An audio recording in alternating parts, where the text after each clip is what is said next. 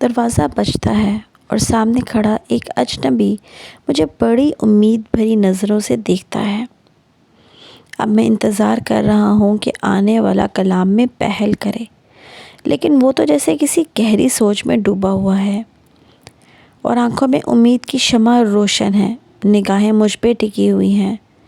میں نے اس کی سوچتی اور بولتی خاموشی کو توڑا، سلام کیا تو وہ مجھے گہری نیند سے جاگا ہوا لگا اور فوراً میرے گلے لگ گیا۔ میں نے کہا، جی جناب فرمائیے، آپ کون ہیں؟ تو اس نے مجھے کہا کہ کیا آپ نے مجھے نہیں پہچانا؟ میں جمشید ملک، آپ کا ہمسایہ۔ جبکہ میں اس کا نام سن کر حیرت زدہ ہو گیا۔ وہ ہمارے محلے کا ایک لڑکا تھا جو کہ کبھی میرا دوست بھی رہا تھا اور پھر وہ کینیڈا شفٹ ہو گیا۔ پھر اس کے گھر والے بھی یہاں سے چلے گئے اور پھر سنا تھا کہ اس کی شادی بھی ہو گئی ہے۔ اس کے بعد اس کا اور میرا کوئی تعلق نہیں تھا اور آج اچانک میرے سامنے کھڑا تھا۔ وہ کینیڈا سے پلٹ آیا تھا۔ اس کے پاس بڑی سی گاڑی بھی تھی جو کہ اس کی بیک پہ کھڑی تھی۔ اس کا کپڑا جوتی بھی بتا رہا تھا کہ وہ ایک اچھی حیثیت کا مالک ہے، لیکن اس کی صحت اس بات کی چغلی کھا رہی تھی کہ وہ بہت لاغر اور کمزور ہے اور جیسے کافی عرصے سے بیمار انسان لگ رہا ہو۔ یہی وجہ تھی کہ میں اس کو پہچان نہیں سکا، جبکہ اس نے مجھے فوراً پہچان لیا تھا۔ چونکہ میں بھی ایک سرکاری ملازم تھا اور اچھی پوسٹ پر تھا، اس لیے میری صحت مزید اچھی ہو گئی تھی۔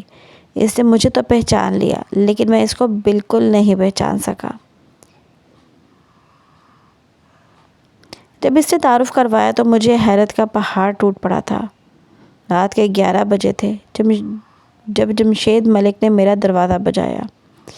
میں اس کو گھر کے اندر لے آیا، اس کو چائے پانی پلایا اور اس سے اس کے آنے کا مقصد پوچھا تو اس نے کہا، فرقان بھائی، میں آپ کے پاس ایک التجا لے کر آیا ہوں اور بڑی امید سے آیا ہوں۔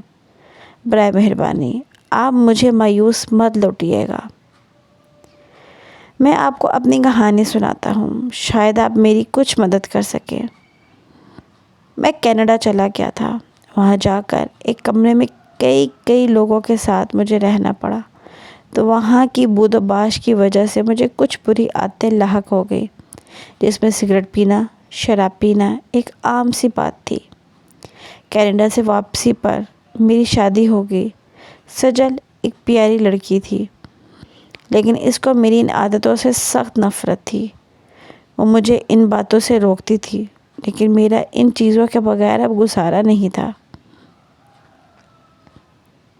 ان باتوں کو لے کر اکثر ہماری لڑائی ہوا کرتی تھی۔ ہماری 2 بیٹیاں بھی تھیں، شانزے اور آرزو۔ پھر ایک دن لڑائی اتنی شدید ہوئی کہ میں غصے میں آ کر بیوی کو طلاق دے کر گھر سے بیگ اور پاسپورٹ لے کے نکل گیا۔ اور میں آپ کو بتاتا چلوں کہ جس ٹائم میں اپنی بیوی کو طلاق دے کر گھر سے نکلا تھا تو اس وقت میری بیوی حمل سے تھی۔ میرا ویزا فوراً لگ گیا۔ میں کچھ ٹائم ہوٹل میں رہنے کے بعد کینیڈا کی طرف روانہ ہو گیا اور پھر میں نے پلٹ کر پیچھے والوں کی طرف نہیں دیکھا کہ وہ کس حال میں جی رہے ہیں، کون ان کا خرچہ اٹھا رہا ہے۔ بس میں اپنی ضد اور انا میں بیوی کو سزا دینا چاہتا تھا، لیکن اکیلے بچوں کو پالے گی، عقل ٹھکانے میں آ جائے گی، لیکن مجھے یہ نہیں پتا تھا کہ میں اس سے اپنی عقل ٹھکانے لگا رہا ہوں۔ آج اس بات کو 15 سال ہو گئے ہیں۔ میں اپنے بچوں کے لیے تڑپتا ہوں۔ جب میرے دوست اپنی بیوی بچوں سے پاکستان فون پر بات کرتے ہیں یا ان کے لیے تحفے تحائف لیتے ہیں، پاکستان بھیجتے ہیں، میرے دل میں ایک ہوک سی اٹھتی ہے جو کہ مجھے کسی پل چین نہیں لینے دیتی۔ دوستوں کی وہ محفلیں، شباب و کباب جو کبھی میری زندگی میں ہوا کرتے تھے، اب وہ چیزیں میرے لیے بے معنی ہو گئی ہیں۔ ہر وقت اپنی بیوی بچوں کے لیے تڑپتا ہوں۔ میں ان کی صورتیں دیکھنے کے لیے ترس رہا ہوں۔ برائے مہربانی کچھ کیجیے۔ وہ بلک بلک کر رونے لگا۔ اس نے میرے ہاتھ پکڑ لیے میرے قدموں میں بیٹھ گیا، ایک پورا مرد بچوں کی طرح میرے گھٹنے پکڑ کر رو رہا تھا۔ میں خدا کے قانون پر حیران ہو رہا تھا کہ 15 سال بعد کیسے اللہ تعالیٰ نے اس کو اس کی بیوی بچوں کی طرف موڑ دیا۔ جمشید روتے روتے اپنی کہانی سنانے لگا کہ 15 سال ہو گئے ہیں، میں آج تک اپنے بیوی بچوں کی شکلیں نہیں بھولا، مجھے ہر پل ان کی یاد آتی ہے، لیکن میں نے پلٹنے میں بہت دیر کر دی۔ پتہ نہیں وہ کس حال میں رہ رہے ہوں گے۔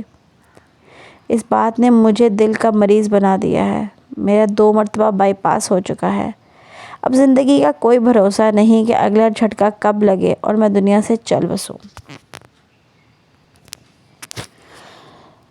میں یوٹیوب فیملی، ویڈیو میری ہو گئی ہے ختم اور سٹوری میری ابھی رہتی ہے، تو انشاءاللہ نیکسٹ ویڈیو میں کل میں آپ کو اس کا نیکسٹ پارٹ میں آپ کو نیکسٹ ویڈیو میں بتاؤں گی۔ اپنا بہت سارا خیال رکھیے گا۔ ویڈیو اچھی لگی ہو تو اس کو لائک ضرور کیجیے گا اور چینل کو سبسکرائب کرنا تو آپ نے بالکل نہیں بھولنا۔ اپنا بہت سارا خیال رکھیے، مجھے اپنی دعاؤں میں یاد رکھیے گا۔ اللہ حافظ، بائے بائے۔